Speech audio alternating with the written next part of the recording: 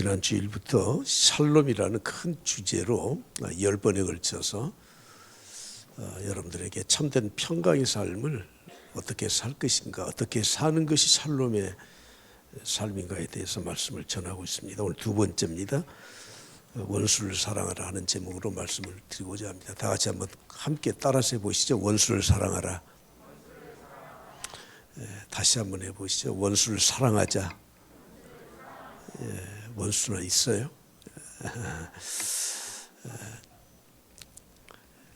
나를 좀 싫어하는 사람, 좀 부담스러운 사람, 또는 성격과 기질이 잘 맞지 않는 사람, 같이 일을 하려고 해도 좀 잘 어울리지 못하는 수많은 그런 상대들이 있을 수 있습니다. 그걸 저는 전부 다 원수라는 이 카테고리 안에 좀 포함을 시키고 싶습니다.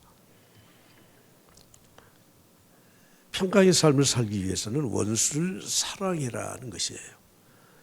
이것은 굉장히 부담스럽고 우리가 이 말씀대로 살기가 불가능하다 할 정도로 참 어려운 말씀 중에 하나입니다. 인도의 지도자인 마하트마 간디라는 분이 있었는데 이분은 런던에 유학을 가서 런던 대학교에서 공부를 시작했었습니다. 그러면서 자연스럽게 영국의 식민지였던 이 인도 사람이 영국에서 공부하면서 기독교를 알게 된 거예요. 영국은 기독교 국가 아닙니까? 그래서 하나님의 말씀이 성경을 보게 되고, 그리고 이 마하트마 간디는 자기의 평생에 마태복음 5장부터 7장에 있는 이 산상수훈을 가장 중요한 말씀으로 가슴에 담고 살았습니다. 그런데 교회에 가보니까 교회가 너무 교권적이고, 특히 자기와 같은 이 식민지 사람, 유색인종에 대해서는 환영을 하지 않고 배척을 하는 겁니다. 그래서 교회를 안 다녔습니다. 그러나 하나님의 말씀인 산상수훈의 이 말씀만은 그의 가슴에 깊이 간직을 했기 때문에 인도에 돌아와서 인도의 지도자가 되고 평화주의자가 되고 예수 그리스도의 이 사상을 실천했던 그런 사람입니다. 어쩌면 우리가 이 말씀 참 좋긴 좋아, 괜찮아, 이 말씀대로 살면 참 좋겠어. 그런데 아이고 내가 이렇게 살기는 힘들어. 그러면서 이 말씀을 뒤로 좀 해놓고 그냥 현실에 맞게 살아가자 하는 그런 생각을 혹시 갖고 계시지 않습니까? 예수님은 그렇게 말씀하셨고 성경은 원래 그렇게 말씀하셔야 되는 거야. 근데 내 현실은 맞지 않아. 내 성격과 내 기질은 이렇게 살 수 없다. 혹시 이렇게 생각을 하셨다면 우리는 이 시간에 좀 고칠 수 있기를 바랍니다. 주님 말씀하셨습니다. 내가 너에게 평안을 주노라. 할렐루야. 내가 주는 평안은 세상이 줄 수도 없고 알 수도 없는 것이다. 너희는 내 제자라면, 하나님의 자녀들이라면 내가 주는 이 평안을 간직하고 살아라. 근데 이 평안을 간직하고 이 평안을 실천하고 살기 위해서는 원수를 사랑하라고 하는 이 넘지 못할 벽 같은 이것을 우리가 넘어야 된다고 하는 것입니다. 성경에 그런 말씀이 있다. 우리가 그렇게 생각하지 말고 정말 오늘 겸손히 이 말씀 앞에 무릎을 꿇고, 그래 나에게 원수가 있다면, 내가 부담되는 사람이 있을지라도 나는 그 사람을 사랑하며 살겠다고 하는 다짐이 있길 바랍니다. 할렐루야. 그리스도인들의 삶의 목표와 방법은 예수 그리스도를 닮는 것입니다. 예수님은 평안의 근원이십니다. 그러므로 우리는 예수 그리스도께서 주신 이 평안과 예수 그리스도를 닮아가기 위해서는 당연히 원수를 사랑해야 하지 않겠습니까? 오늘 우리가 43절부터 봉독을 했지만 그 앞부분에 38절부터 말씀을 보게 되면 복수하지 말라, 대적하지 말라, 그렇게 말씀하고 있습니다. 악을 대적하지 말라는 말이 아니에요. 당연히 악은 우리가 대적해야 됩니다. 악한 것들은 버려야 됩니다. 악한 것들에 대해서는 거부해야 됩니다. 그러나 사람들 복수하지 말고 사람을 대적하지 말라, 그런 말씀이에요. 그래서 우리에게 더 적극적인 것으로 말씀하는 것이 무엇입니까? 39절에 말씀합니다. 악한 자를 대적하지 말라. 누구든지 내 오른편 뺨을 때리거든 치거든 왼편도 돌려대라는 겁니다. 유대인들이 오른편 뺨을 치는 건 이건 의미가 있는 행동이라고 합니다. 여러분, 대개 그들은 왼손은 거의 잘 쓰지를 않아요. 오른손을 써, 오른손을. 근데 앞에 있는 상대방을 오른손으로 오른편 뺨을 칠 수 있어요? 누가 와서 내 뺨 오른손으로 한번 쳐볼래요? 안 돼. 이렇게 치든지. 그렇죠? 예. 근데 그 사람들은 자기 앞에 있는 사람들을 경멸하는 의미로 손등으로 친다고 합니다. 이렇게 치는 건 너 같은 건 꺼져. 예. 너는 사람이 아니야. 너 인격 내가 짓밟아. 그런 뜻이라는, 경멸하는 행위로 상대방의 오른편 뺨을 자신의 오른편 손등으로 때린다고 하는 겁니다. 40절 말씀해 보면 너를 고발하여, 나를 고발해, 법정으로 고발을 해요. 그러면서 무엇을 가져가요? 예, 속옷을 가지려 함이거든. 속옷을 가지고자 하는 자에게. 이 속옷은 유대인들이 입었던 그 안에 입었던 옷이에요. 요즘처럼 우리가 입는 속옷이 아니고 헐렁하게. 예? 그래서 요즘 우리가 뭐 인너셔츠 같은 거 입지 않습니까? 그런 정도의 옷이에요. 나를 법정으로 고발해서 내 속옷까지 취하려고 하는 건 내 재산을 모두 다 벌거버리겠다는 그런 마음이 아니겠습니까? 그런데 그런 사람에게 어떻게 해라고요? 겉옷까지 주라는 거예요. 겉옷은 자기 자신을 보호하는 마지막 옷입니다. 가난한 사람들은 겉옷 하나에 의지해서 산다고 합니다. 추울 때는 그걸 덮고, 예? 잠잘 때 이불 대신 덮기도 하고. 억지로 오리를 가게 하거든 그 사람과 심리를 동행해라고 말씀하고 있습니다. 왜 억지로 오리를 하도록 합니까? 내가 무거운 짐을 운반할 때 나를 도와달라, 그 말이죠. 강제 행위예요. 그럴 때 우리는 그 사람에게 오리만 가줄 게 아니라 다 왔어, 더 갈 곳 있어, 그래라는 거예요. 42절에 이렇게 말씀합니다. 내게 구하는 자에게 주며 내게 꾸고자 하는 자에게 거절하지 말라고 말씀합니다. 여러분, 우리가 평안한 삶을 살기 위해서 대적하지 말 뿐만 아니라 내 권리를 침해하는 자들에게 그것까지도 양보해 주어라, 그런 뜻이라는 것이죠. 제가 중학교 다닐 때부터 그분의 설교를 계속 자주 들었습니다. 뭐 저쪽 목포에서 오셔서 집회를 한다고 하면 2박 3일, 3박 4일 보따리 싸갖고 와서 듣고, 제가 대학 다닐 때도 토요일마다 성경 공부를 그분 밑에서 했었습니다.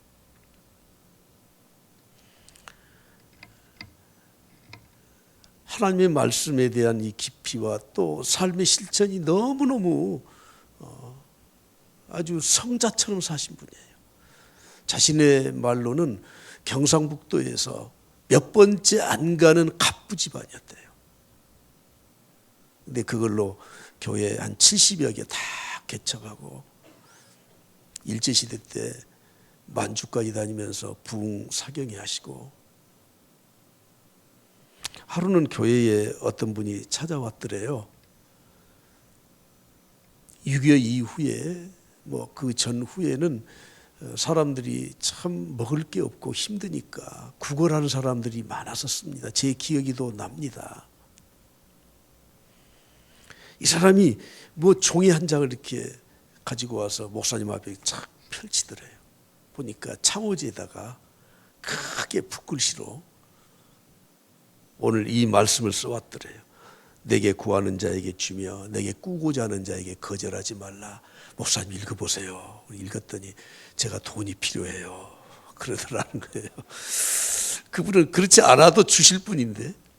근데 이제 목사님들이 사적으로 이렇게 모이면 좀 교회 이야기도 좀 이렇게 하는데 자기 제자 목사님이 이야기를 하더래요. 우리 교회에 어떤 사람이 와서 큰 창호지를 내밀고 읽으라고 하길래 자세히 보니까 이 사람이 속셈이 있구나. 그리고 뒤집어 놨대요. 당신 읽어보시오. 그랬더니 읽더래. 나 돈 주시오. 그랬더니 가더래요. 참 여러분, 하나님 말씀은 내가 지키기 위해서 있는 줄 믿습니다. 할렐루야. 뭐 여전도에 헌신 예배하면 옛날에 베드로전서에 있는 아내들아 남편들에게 복종하라 그러면은 그 설교를 듣고 집에 가서 아내한테 딱 펼쳐. 목사님 설교 들었지? 내한테 복종해. 여러분, 하나님 말씀은 다 내게 필요한 것이지 그걸 돌려대면서 당신 지키시오 하는 말씀이 아니에요. 참 지키기 어려운 말씀이에요. 로마서 12장 13절에 말씀합니다. 성도들의 쓸 것을 공급해 주어라. 성도들의 쓸 것을 공급해 줘. 그 사람이 나에게 요구하지 않더라도 그 사람이 정말 필요하다고 생각하면은 내가 자발적으로 공급해 주라는 겁니다. 손 대접하기를 힘쓰라. 그래서 초대교회에서는 이 나그네들, 특히 복음을 전하는 나그네들, 요즘으로 말하면 선교자들, 전도자들에 대해서는 절대 교회에서, 교회의 이 장로들, 교회 중직자들은 그 사람들을 돌려보내지 말고 극진히 대접을 해 주는 것이, 그것이 미덕이었습니다. 우리가 참된 평안한 삶을 살기 위해서는 어떻게 해야 됩니까? 원수를 사랑해야 되는데 더 적극적으로 나에게 필요를 요구하는 사람들에게 거절하지 말라는 것입니다. 이 원수를 사랑하라고 하는 이 말씀은 인간의 입장에서는 불가능해요. 그러나 하나님의 입장에서는 가능해요. 그래서 우리가 원수를 사랑한다는 것은 하나님의 입장으로 돌아가서 실천해야 되는 것을 말씀하는 것입니다. 이 말씀은 신약이나 구약이나 통일합니다. 그런데 유대의 랍비들, 유대의 서기관들은 이 말씀을 왜곡시켜서 전달을 했습니다. 원수를 미워하라. 신구약 성경에 어디에 봐도 원수를 미워하라, 원수를 갚아라 하는 말씀이 없어요. 레위기 19장 18절에 이렇게 말씀합니다. 원수를 갚지 말며 동포를 원망하지 말며 내 이웃 사랑하기를 내 자신과 같이 사랑하라. 나는 여호와이니라. 어디도 없어요. 구약에 그런 말씀 없어요. 오늘 본 말씀 43절 이후에 보십시오. 또 내 이웃을 사랑하고 내 원수를 미워하라 하였다는 것을 너희가 들었으나 잘못 들었다, 잘못 가르쳤다. 나는 너희에게 이르는, 예수님이 우리에게 말씀하십니다. 너희 원수를 어떻게 하라고요? 사랑하라. 너희를 박해하는 자를 위하여 기도하라고 말씀을 하고 있습니다. 우리가 평강의 삶, 샬롬의 삶을 살기 위해서 이 벽을 넘어서야 돼요. 요즘은 넘기 힘든 벽을 넘사벽이라 그러더라고. 죽어도 안 되는 벽이다 그런 말 아니에요. 이걸 뛰어넘을 수 있어야 됩니다. 오늘 45절 상반절에 이렇게 말씀합니다. 이같이 한즉, 이같이 하는 게 뭐예요? 원수를 사랑하는 것, 너희를 박해하는 자를 위해서 기도하는 것. 그렇게 되면 하늘에 계신 너희 아버지의 아들이 될 것이다. 아들이 된다는 말은 아들이 된 자격을 갖게 되었다, 그런 뜻이에요. 그런데 이것은 우리가 하나님 믿고 예수 그리스도 믿어서 이미 하나님의 자녀가 되었습니다. 이미 되었습니다. 그런데 무슨 또 이것을 지켜야 하나님의 아들이 된다고요? 그런 말씀이 아니라 우리는 영적으로 하나님께로부터 자녀가 되고 영적인 하나님의 이 영이 내 안에, 성령이 내 안에 거주하게 되면 우리는 하나님으로부터 영적 DNA를 물려받게 되는 겁니다. 하나님의 성품을 갖게 되는 겁니다. 그러면 당연히 우리는 하나님의 사랑, 인간의 입장에서는 원수를 미워할 수밖에 없고 대적할 수밖에 없지만 하나님은 아가페의 사랑으로 우리 죄인들을 다 사랑해 주셨던 것처럼 우리가 사랑할 수 있다는 것을 우리에게 말씀하는 것입니다. 그래서 어떤 분은 이렇게 말을 하더라고요. 그 사람이 어떤 사람인가에 대해서 알 수 있는 방법이 있대요.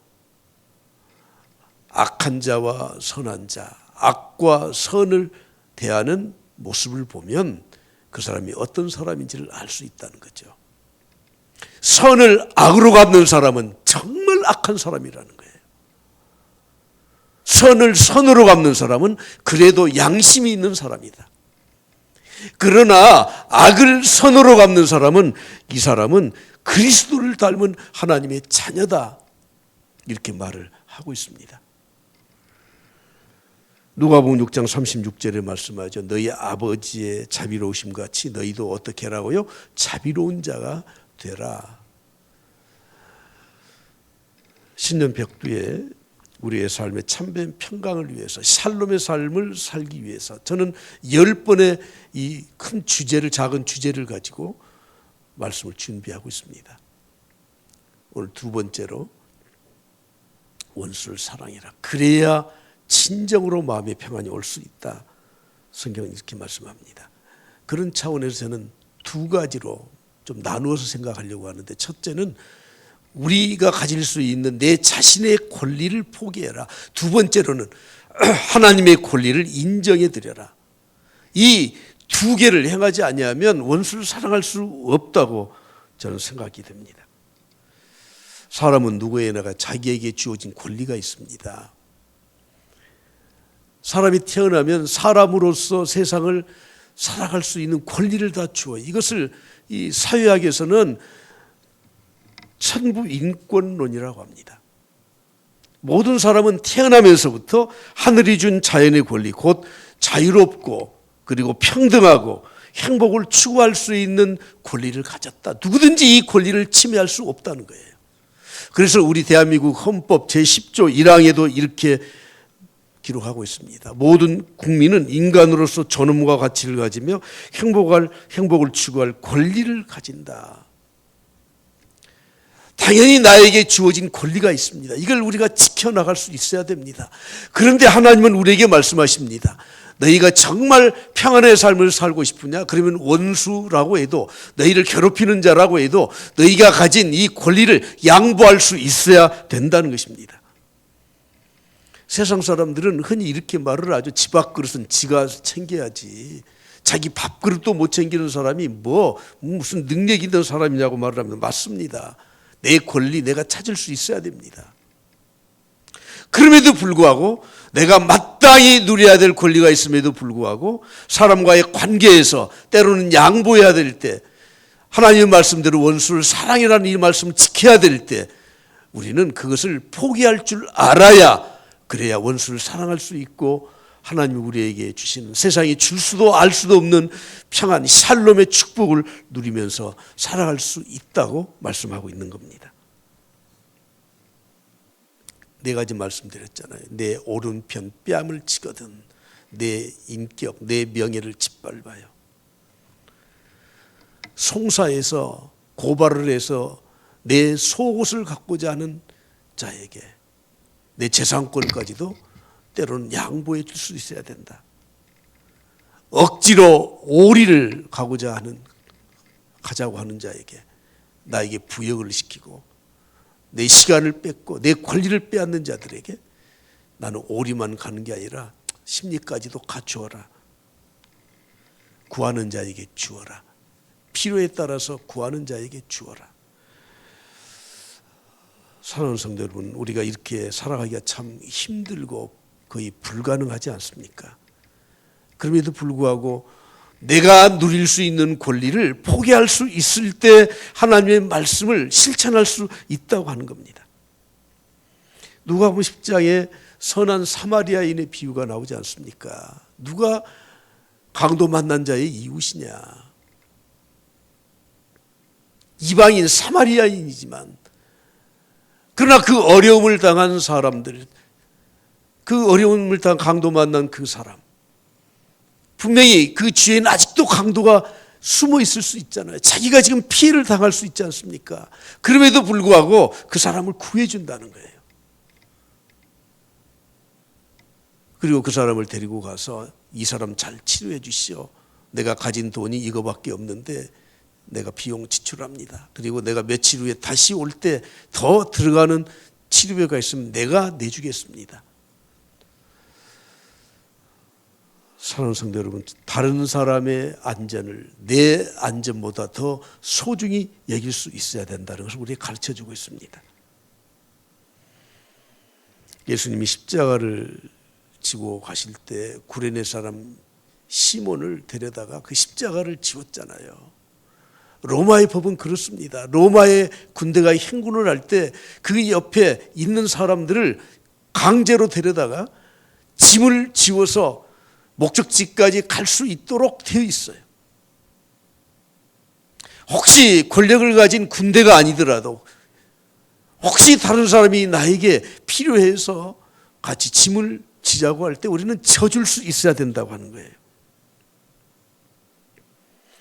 그런 의미에서 우리 그리스도인들의 사고방식이 좀 달라져야 될 것이 무엇이냐면, 내가 가지고 있는 재산의 권리에 대해서 모든 것은 하나님께로부터 왔다는 확신을 가지고 살아가야 되는 거죠.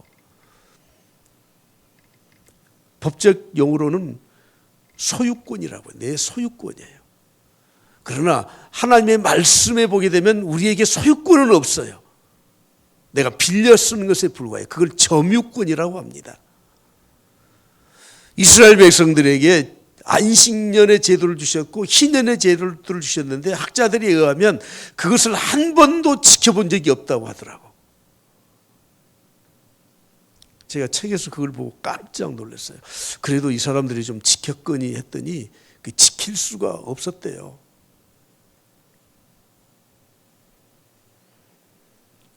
희년이 되면 종으로 삼았던 그 사람들을 전부 다 돌려보내줘야 돼요. 희년이 되면 내가 빌려줬던 돈 그거를 갚지 못했을 때 토지를 내가 가져왔더라도 또 돌려줘야 돼요.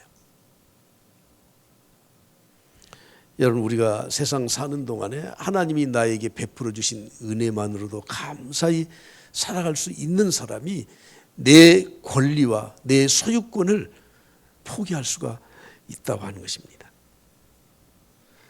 내가 가지고 있는 것, 내가 가지고 있는 지위, 재능, 물질 모든 것 전부 다 하나님께로부터 온 줄 믿습니다. 아, 진짜 이렇게 신앙의 고백이 적네요. 하나님께로부터 온 줄 믿습니다. 예, 그렇다면 하나님이 요구하시는 대로 사용하시면 돼요. 요즘 절대 빈곤이 많이 사라지고 있지 않습니까? 근데 죄송하지만 우리 예수 믿는 사람들이, 그리스도인들이 너무나 세상 것에 욕심이 많아요. 너무 욕심이 많아. 뭐 그렇게 욕심을 부릴, 뭐 세상 것에 그렇게 소망을 두고 살 만한 것이 있습니까? 왜 원수를 사랑하지 못합니까? 왜 우리의 마음에 화평이 없습니까? 그것은 내 안에 탐욕 때문에 그런 거예요. 하나님이 주셨다는 의식을 갖게 되면 그건 뭐 별거 없죠. 욥은 하루아침에 10남매 다 죽고 재산 다 잃었을 때 욥기 1장 21절 말씀에 이렇게 말씀해요. 주신 이도 여호와시오, 거두신 이도 여호와시오니 여호와의 이름이 찬송을 받으실지어다. 할렐루야, 할렐루야. 예. 다음에 우리 천국 가서 한번 만나서 봅시다. 아이, 그때도 50평짜리 아파트에서 사는지.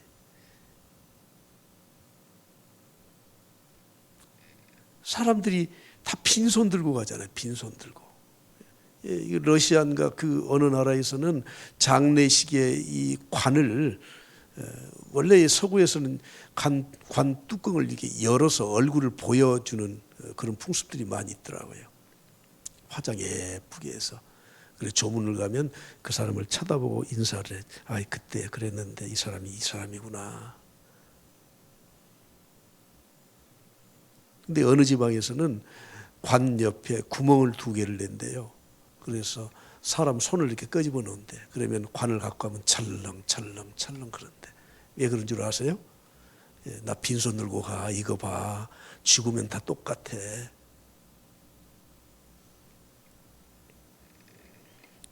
내 권리를 포기할 줄 알아야 원수를 사랑할 수 있습니다. 2번째, 하나님의 권리를 인정해 드려야 돼요.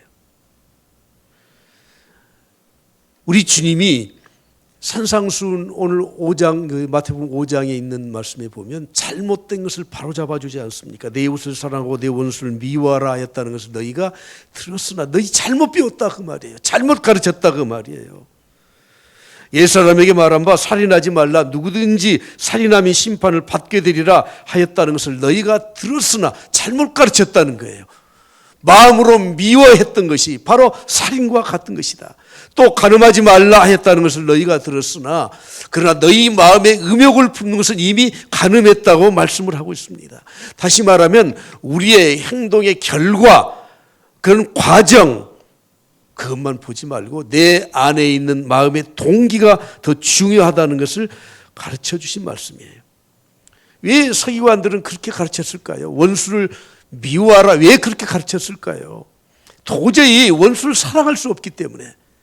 그래서 어쩔 수 없이 원수를 미워하는 마음을 미화시키기 위해서 자기의 행위를 마음에 감춰두고 그리고 그걸 정당화하기 위해서 그렇게 잘못 가르쳤던 것입니다.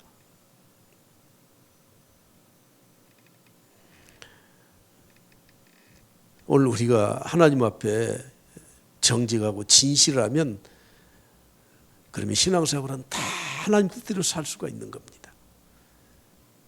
혹시 내가 원수를 사랑이라는 이 말씀, 원수 갚지 말라는 이 말씀을 참 행하기가 어려워. 그러면 하나님 앞에 왜 내가 이런 마음이 있습니까? 솔직하면 되는데 그 마음을 정당화시키기 위해서 그 사람도 우리 이웃 아니야. 이웃을 사랑하라고 했잖아. 원수는 미워할 수도 있어. 그걸 잘못 가르친 거예요. 여러분 우리가 하나님 앞에 그냥 솔직해지면 되는 겁니다. 힘들면 힘들다고 말하면 되는 겁니다. 그걸 숨기려고 이리저리 그냥 이렇게 저렇게 인간의 잘못된 마음들 그것들을 앞세워서 정당화시키지 않길 바랍니다. 어떤 성도는 느닷없이 저한테 그러더라고요. 목사님 술 마시지 말란 말이 성경에 있나요? 그래서 그렇지. 술 취하지 말라고 했잖아요. 그래서 내가 이 사람은 술 마시고 싶어서 그렇구나.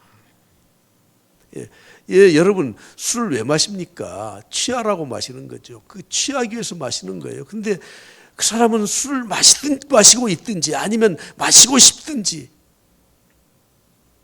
쓸데없는 말 하지 말라는 거예요. 술 취하지 말라 이는 방탕한 것이다. 술 마시고 술 취하는 건 방탕한 것이다. 서양에서는 마시잖아요. 예수님도 포도주 마셨잖아요.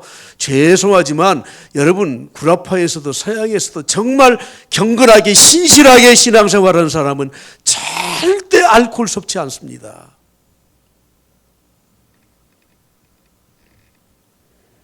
솔직하면 돼. 하나님 앞에 정직하면 돼요. 내가 어렸을 때부터 그냥 술을 홀짝홀짝 했는데 참 이게 끊기 어렵습니다. 목사님 죄송합니다. 그러면 되는 거야.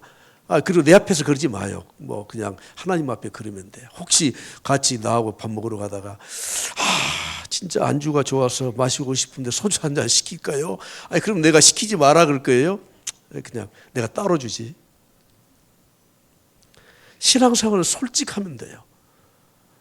내 마음에 물질의 인색감이 생기면 그냥 인색한 마음대로 왜 내가 이렇게 인색할까 그러면 돼. 그걸 정당화시키기 위해서 그냥 이렇게 저렇게 미꾸라지 빠져가듯이 그러면 하나님이 얼마나 가증스럽게 여기겠습니까?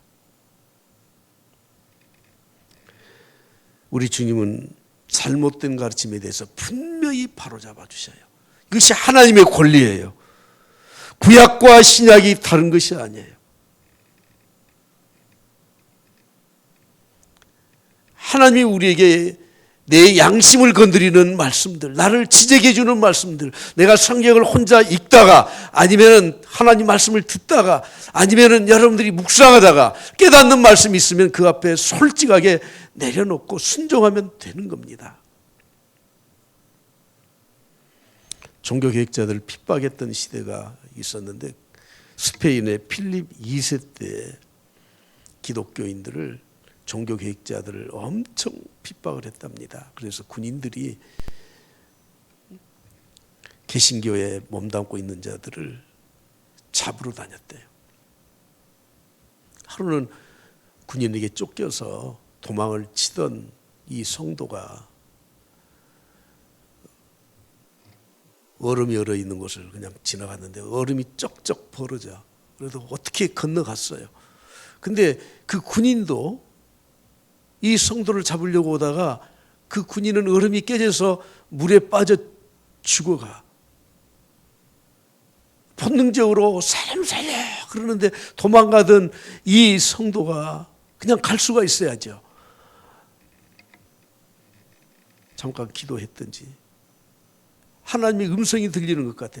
너 왜 도망치냐? 저 사람 구해줘라. 그래서 돌아가서 그 사람을 구해줬대. 그랬더니 그 군인이 어이없다는 듯이 그랬대요. 아니 너를 지금 잡아 죽이려고 하는 나를 왜 구해주냐. 그랬더니 이 성도가 이렇게 말을 하던 거예요. 하나님이 구해주라 그래서 그랬다. 여러분 도저히 내가 행동으로 옮길 수 없는 힘든 일이 있을 때 우리는 내 양심을 걸고 하나님 앞에 구해야 돼요. 그러면 하나님 말씀하셔. 그럼 말씀하시면 내가 그대로 그 일을 행동에 옮겼을 때 하나님은 다 일을 해결해 주시는 분이신 줄 믿습니다. 할렐루야. 원수 사랑하는 거 쉬워요 어려워요? 예, 원수가 없으니 안 해봐서 모르시죠. 힘들죠. 힘들어. 우리 주님이 이렇게 말씀하셔. 44절 다 같이 봅니다. 시작. 나는 너희에게 이르노니 너희 원수를 사랑하며 너희를 박해하는 자를 위하여 어떻게 하라고요? 기도하라. 기도하라. 기도해라. 그러면 될 것이다. 그런 말이에요. 내 힘으로는 원수를 사랑할 수 없다. 내 능력으로는 내 마음에는 그런 마음이 일어날 수 없다. 하나님이 그런 마음을 주셔야 되기 때문에 우리는 하나님 앞에 놓고 기도해라는 것입니다. 사람을 미워하면서 기도할 수 없어요. 올바른 기도가 나올 수가 없어요. 기도하면서 사람을 미워할 수도 없어요. 이것이 하나님이 우리에게 주신 양심의 원리입니다. 그래서 스펄전 목사님이 이렇게 말을 했습니다. 기도는 자비의 심부름꾼이다. 자비의 심부름. 기도하면은 기도를 통해서 내 마음을 열어주시고 사랑을 베풀고 원수를 사랑하고 하나님의 말씀에 순종할 수 있도록 한다는 그런 뜻입니다. 오늘 46절 말씀 내려가서 다 같이 보시겠습니다. 한 목소리로 크게 봉독합니다. 너희가 너희를 사랑하는 자를 사랑하면 무슨 상이 있으리요? 세리도 이같이 아니하느냐? 원수를 사랑할 때 불가능한 일을 하나님의 은혜로 기도함으로 그 일을 실천할 때 우리에게 무엇이 있어요? 상이 있어요. 상이. 히브리서 11장 6절에 말씀합니다. 하나님께 나아가는 자는 반드시 그가 계신 것을 믿어야 된다. 그리고 자기를 찾는 자들에게는 뭘 주셔요? 상 주시는 이심을 믿어야 된다. 하나님은 하나님을 찾는 자들에게 상을 주셔요. 기도에 응답을 해주시고 우리에게 예비하신 하늘의 축복을 내려주시옵시고 내 마음에 평강을 주시고 내 삶을 풍요롭게 하고 세상 사람들이 추구하지 않는 것들, 그것들을 통해서 참된 보람과 행복을 누릴 수 있도록 하나님은 예비해 두셨습니다. 너희를 사랑하는 자들만 사랑하면 하나님 상 안 주셔. 너희를 미워하는 자, 너희들 원수를 사랑해야 상을 주시는데 그 상이 무엇입니까? 내 마음에 참된 평안을 우리에게 주시는 것입니다.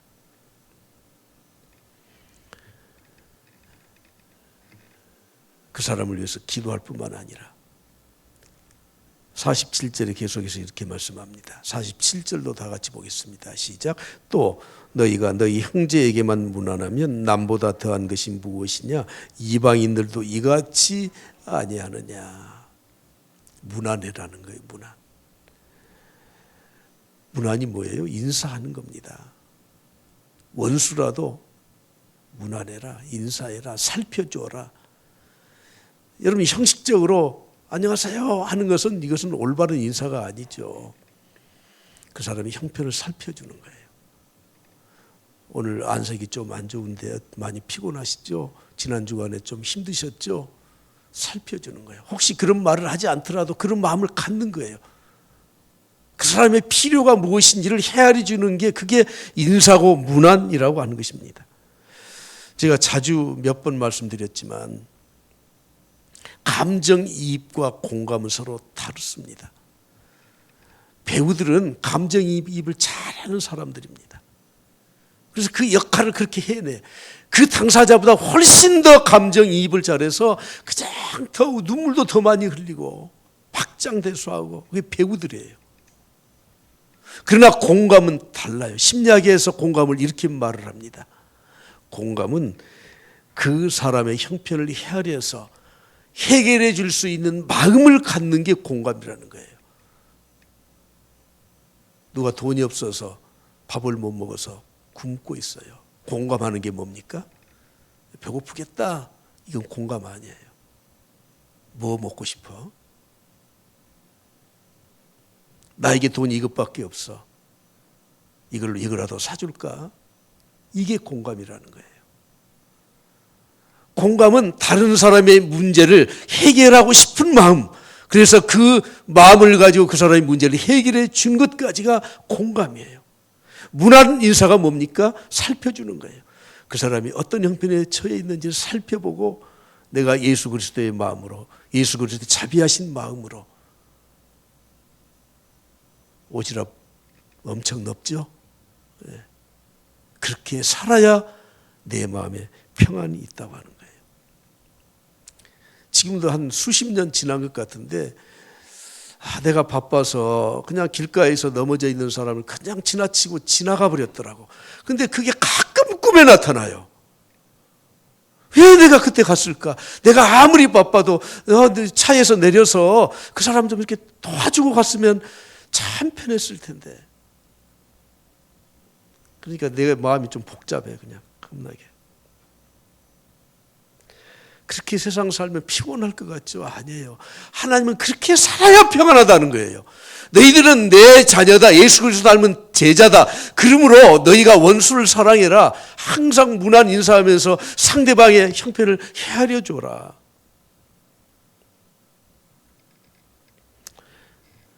신구약 성경에 믿음의 사람들의 삶의 모습에 단편적인 것들을 우리에게 보여주지 않습니까? 아브라함이 조카 롯과 다투게 될 때 뭐라고 말을 하죠? 네가 우하면 내가 처하리라. 네가 처하면 내가 우하리라. 요셉은 형들에게 팔려왔었습니다. 17살 나이에 팔려왔습니다. 그리고 형들을 다시 만났습니다. 요셉이 뭐라고 말을 합니까? 형님들 염려하지 마시오. 나를 팔았다고 근심하지 마십시오. 다윗은 사울 왕에게 얼마나 쫓겨다녔는지 몰라요. 몇 번 죽을 고비를 넘겼어요. 그런데 다윗은 뭐라고 말을 합니까?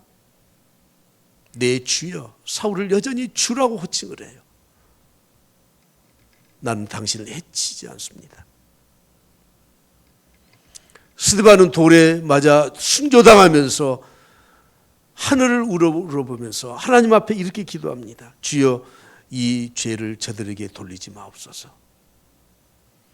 주님은 십자가에서 못 박아 죽으시면서 하신 말씀이 뭐예요? 저들이 알지 못해서 그렇습니다. 사랑하는 성도 여러분, 하나님은 우리에게 평강을 주십니다. 할렐루야. 평안한 삶을 살도록, 샬롬의 삶을 살도록 하십니다. 이것이 성도들이 살아가는 참된 신앙의 길입니다. 오늘 넘지 못할 벽 뭐죠? 원수를 사랑하라. 이 말씀이 우리의 생명의 양식이 되어서 금년에 좀 평안하게 살아갑시다. 할렐루야. 인사 더 잘합시다. 서로 무난하고 서로 염려해주고 우리의 교회 오면 뭔가 따뜻한 온기를 느낄 수 있도록 하나님의 교회가 완전하게 바뀌어갈 수 있기를 간절히 축복합니다.